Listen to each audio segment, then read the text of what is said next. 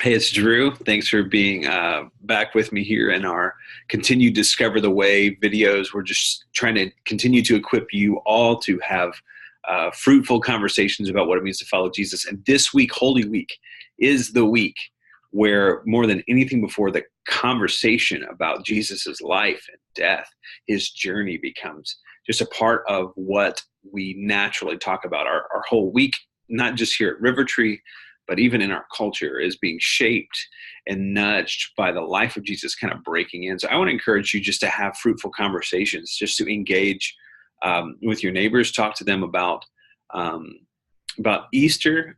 You can invite them into some of the things you're doing, but also like look for opportunities to imitate Jesus alongside them in the ways that this tool kind of highlights for us.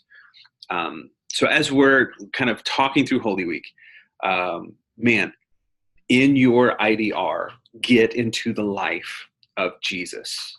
Like, get even beyond what God is doing in your own life. And let's take this week just to push into Jesus's life itself, because Jesus's life is the life that is shaping us. In the way, the shape of his life and his presence, his empoweredness and his attentiveness and his obedience, and ultimately in his resurrection power, those are the things that as we follow Jesus should be naturally starting to overflow in our lives. And so a really practical exercise I'd love for you to do this week or this month in your IDR, as you're talking about this, is to take some simple steps just to talk about the ways that Jesus's life encourages you or challenges you or even frustrates you. What is it about Jesus's life, about these areas, that really calls you up, calls you into more, as well as maybe challenges you to live in a way that is different than the way that you're currently living?